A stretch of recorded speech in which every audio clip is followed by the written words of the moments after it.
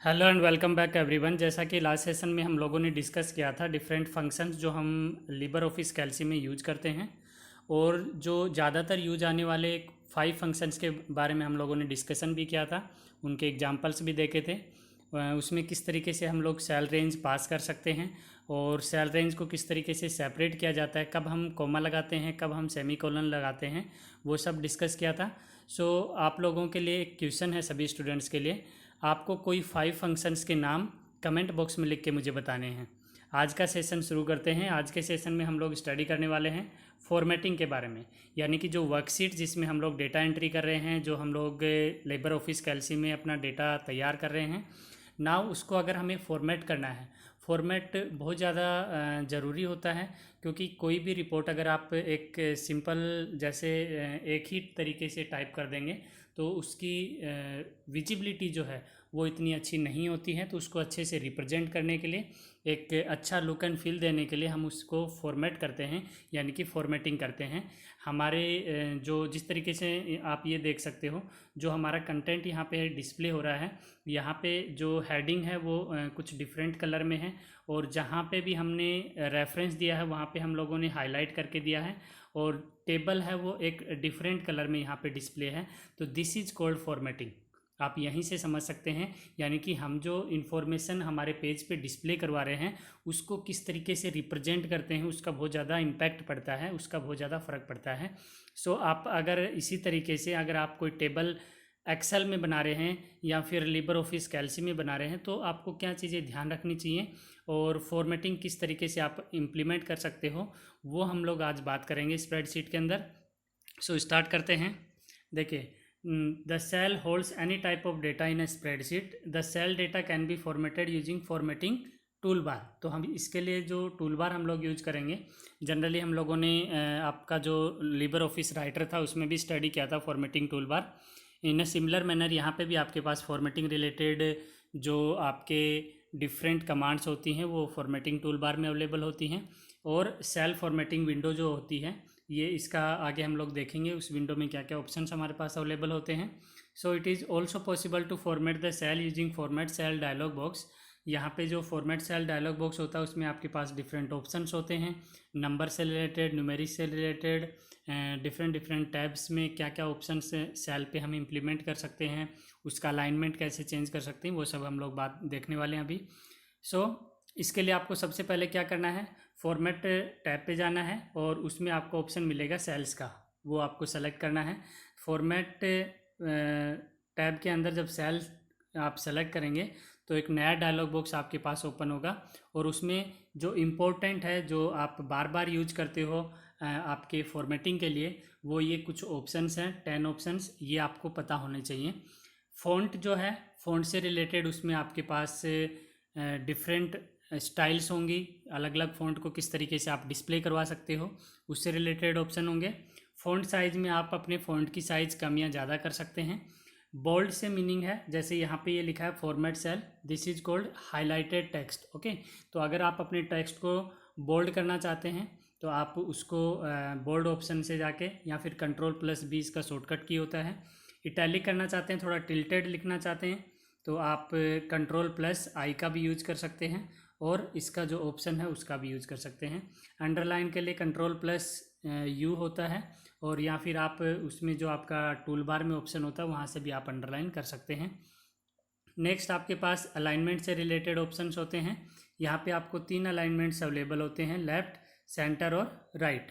Okay, अगर आप cell के लेफ्ट हैंड साइड में लिखना चाहते हैं, यानी कि जहाँ से आपका कंटेंट लिखना स्टार्ट होगा वो लेफ्ट हैंड साइड है, तो आप लेफ़्ट अलाइन कर देंगे। राइट अलाइन है तो राइट अलाइन कर देंगे, और सेंटर लाइन है तो आपका टेक्स्ट सेंटर से लिखना स्टार्ट होगा, यानी कि सेंटर होगा, आपकी दोनों साइड इक्वल स्पेस लेके सेल के मिड में आपका कंटेंट लिखा जाएगा। तो आप 3 तरीके से अपना अलाइनमेंट सेट कर सकते हैं। साथ ही आप अपनी डेसिमल प्लेस है उसको भी इंक्रीज या डिक्रीज कर सकते हैं, ये भी आपके पास ऑप्शन अवेलेबल होता है। तो आप अगर अपनी फॉर्मेटिंग करते हैं वैल्यू से रिलेटेड, तो यहाँ पे देखिए आपके पास आपको करना क्या है, सिंपल आप format cell dialog box open कर लेंगे, और ये इस तरीके का आपको डिस्प्ले होगा। यहाँ पे नंबर्स का ऑप्शन आपको दिखाई दे रहा है। दूसरा इसका शॉर्टकट की होता है डायलॉग बॉक्स के लिए, Ctrl+1, अगर आप Ctrl+1 प्रेस करेंगे तो भी आप ये डायलॉग बॉक्स आपका ओपन हो जाएगा। देन आप इसमें फॉर्मेटिंग कर सकते हैं। ओके, तो शॉर्टकट भी आपको याद रखना है। MCQ का क्वेश्चन आपके पास हो जाता है कि फॉर्मेट सेल डायलॉग बॉक्स जो है वो आपका किस शॉर्टकट की से ओपन हो सकता है, तो आपको आंसर करना है Ctrl+1। जो आपका सिंबल होता है न्यूमेरिक 1, आप उसको कंट्रोल के साथ प्रेस करेंगे तो ये डायलॉग बॉक्स आपका ओपन हो जाएगा। यहाँ पे डिफरेंट आपके पास टैब्स अवेलेबल हैं, नंबर से related formatting, font effect, alignment, border, background, cell protection, आप इनका यूज कर सकते हैं। नाउ 1 बाय 1 इनको ऑप्शंस को हम देखते हैं। जहाँ भी मैं बात करता हूँ फॉर्मेटिंग सेल डायलॉग बॉक्स की, तो आपका मतलब है इस डायलॉग बॉक्स से, यानी कि इस डायलॉग बॉक्स में जो आपको अवेलेबल ऑप्शंस हैं उनके बारे में हम लोग बात कर रहे हैं। ठीक है, अब शुरू करते हैं।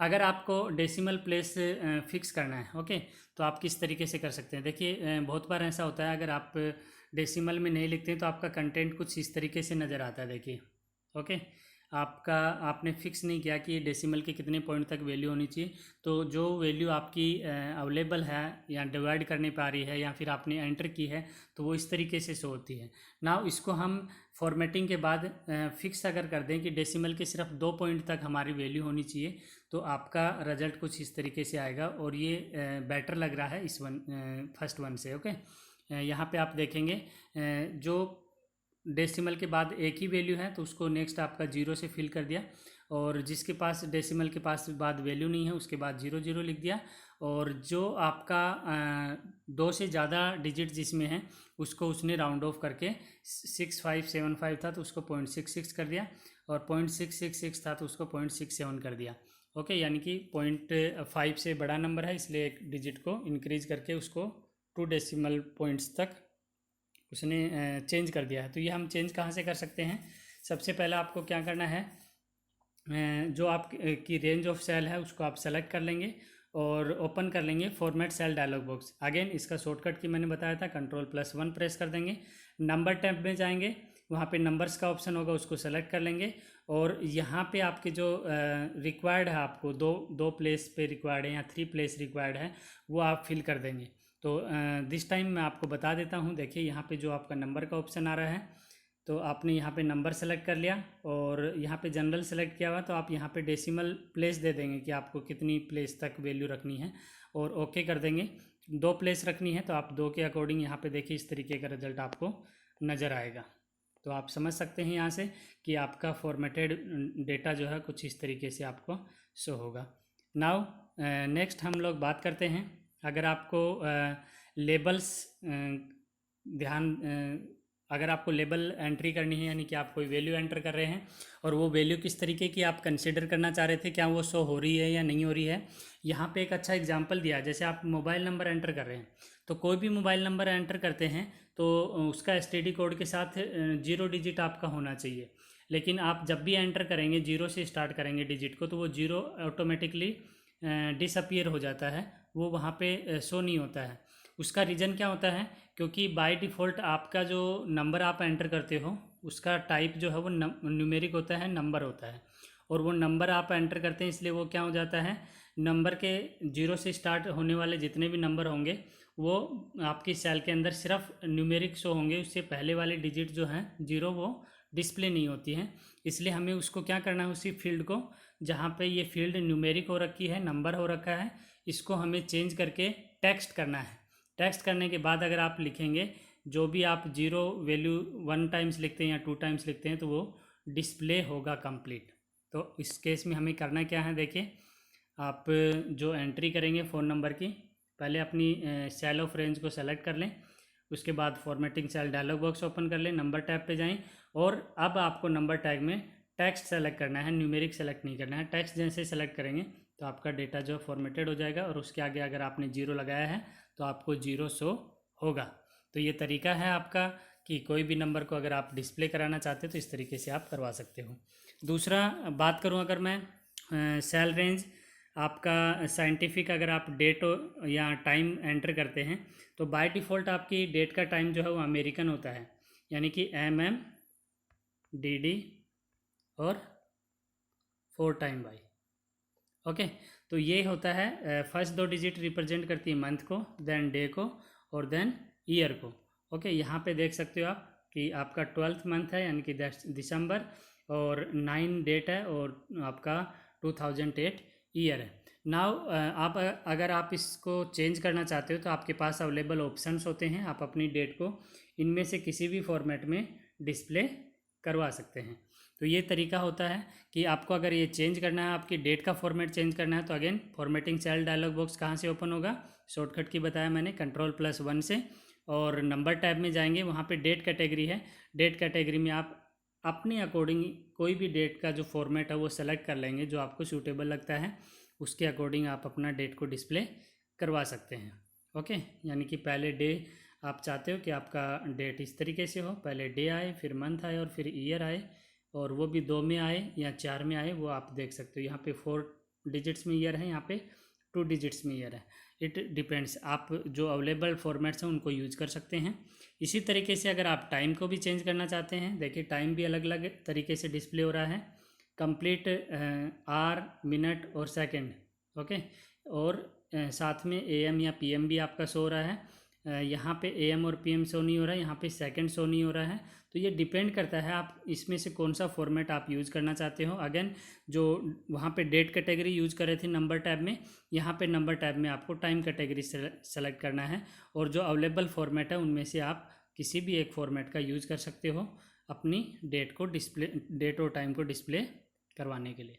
ओके, इसी तरीके से अगर आप अपनी सेल का अलाइनमेंट सेट करना चाहते हो तो आपके पास ये 3 अलाइनमेंट अवेलेबल होते हैं। मैंने जैसा कि बताया कि आपका कंटेंट लेफ्ट हैंड साइड होगा, राइट हैंड साइड होगा, या फिर सेंटर होगा। ओके, तो अगर आपको राइट हैंड साइड सेलेक्ट करना है तो आप इसको सेलेक्ट करेंगे, सेंटर सेलेक्ट करना है तो आप मिडल वन को करेंगे, और लेफ्ट अलाइनमेंट सेलेक्ट करना है तो आप इसको सेलेक्ट करेंगे। और अगेन इसका ऑप्शन भी आपको कहाँ मिलेगा, फॉर्मेट सेल डायलॉग बॉक्स के अंदर अलाइनमेंट टैब होगा, वहाँ पे आप जो आपको रिक्वायर्ड अलाइनमेंट चाहिए आप उसको सेलेक्ट कर सकते हैं।